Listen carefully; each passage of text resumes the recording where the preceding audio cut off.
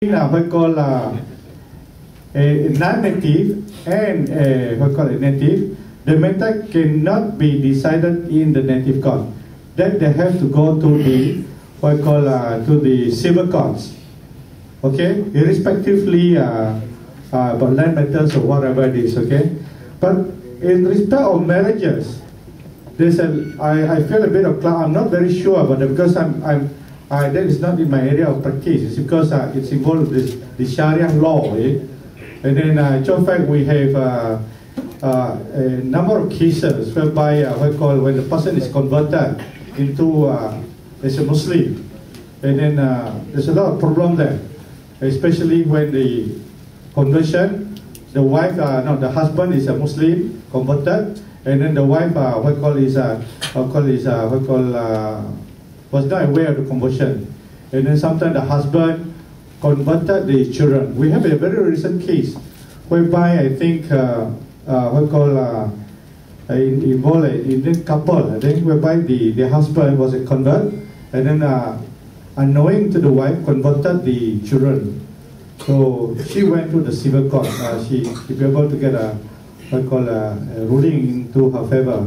I think the court will go up definitely up to the federal court. I think Mr. Haris can enlighten us about the Sharia matter or about this constitutional matter, because this involves a very constitutional law. I think Mr. Haris may be more a bit arif. Thank you. Yeah. Are you sure?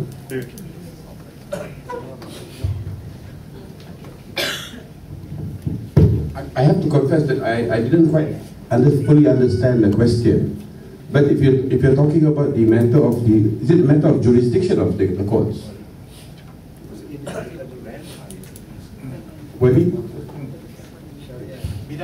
He was yeah. Can you please repeat the question again, please? Bidang kuasa, jurisdiction.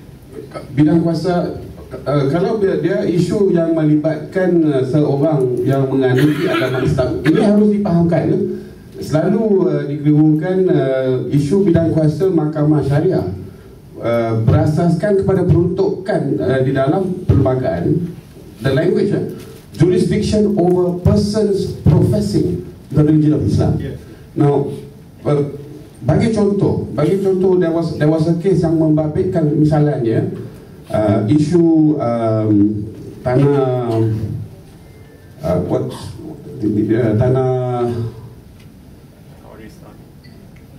land that is left in trust. What's the Malay word for it? Wakaf. Okay, wakaf. And there was a dispute over wakaf land. One party to the dispute is a syarikat sendirian berhad.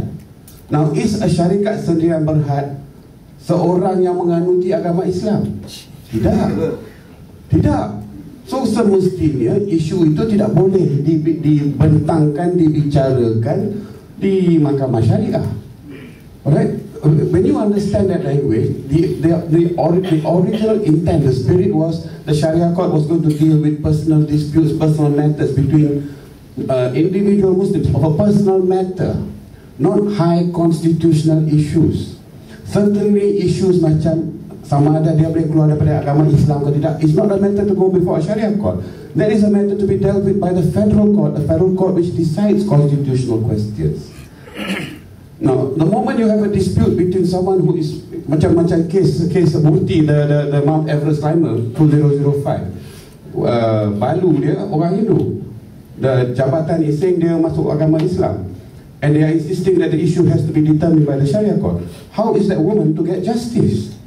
At the end of the day, it is about justice. So that matter has to go to the civil court. Alright. Bottom line, if the two parties to the dispute are not orang yang menganuti agama Islam, maka dengan tersendirinya isu perkara itu terpaksa diputuskan oleh mahkamah sivil. Yeah, I think that's about the best clarification I can give on that. Mr. David Kalong, I have to disagree with my fellow speakers when they say nothing much was done. A lot was done by the Home Minister. The Home Minister very speedily approved the registration of perkasa. Home Minister, the same fella who defended defended that monkey there just now, very speedily approved the registration of Perkasa. We all know what Perkasa is doing now. Not enough. He gave them a permit to publish. They are going to publish a fortnightly news bulletin for their members. Alright, you think if saya anak bangsa Malaysia apply for registration, I say wait 10 years pun tak dapat. Okay, so I think to differ with you gentlemen, the Home Minister did quite a bit.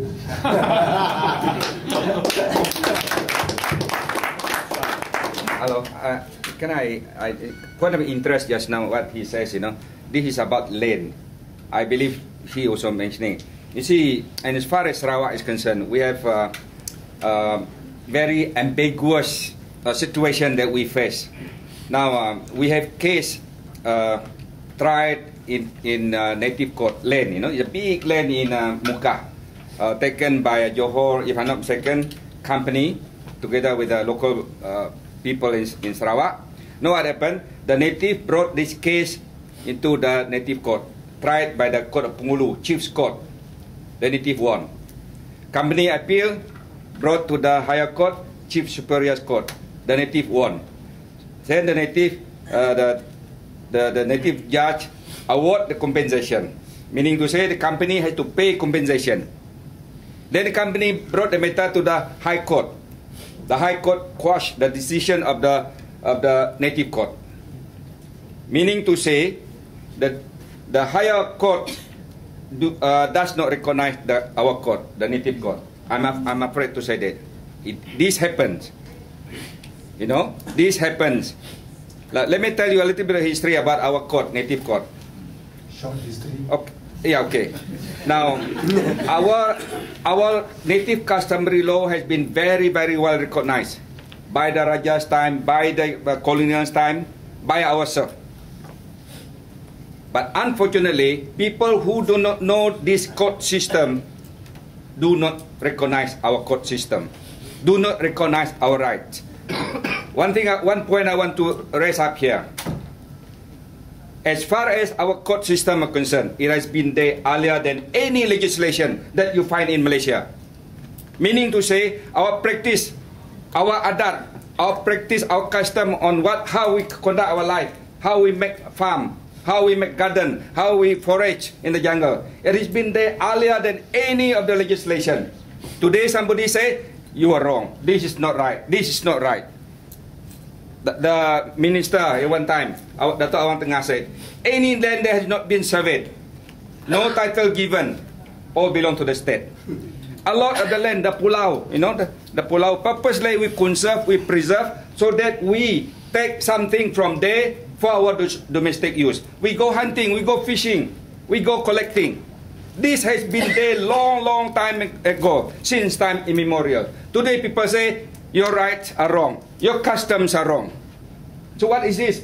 What country are we living in if you don't respect this kind of right that has been in existence since time immemorial? So I think this point is very, you know, I mean, it may be a small point, but to me it's a big. That ambiguity, how the government conduct their way of system of judiciary or whatever, you know, compared to that, how we practice ourselves, we must make sure that there is a dividing line. Clear, make clear. Our court does not see this. Maybe the people, the judge, do not understand our system. Thank you. We have a... Yes, my name is Emric Teo. I just would like to clarify the views. I believe, because I'm a lawyer by training, I believe the native code, the laws have not been gazetted and form part of Sarawakian law. This is an issue that needs to be addressed. However, that being said, I believe the earlier question was actually more directed towards the issue of, as what the speaker, Encik Baru said, if there is a state law that is inconsistent with federal law, the federal law will override the state law. Okay, I believe that is the question, because even if the native code was gazetted as part of state law, if it was inconsistent with any provision of federal law, it would be deemed to have been impliedly repealed in that sense. So what can be done about it? No, I think I beg to differ here. Because Article 16 601A said that any laws, any practice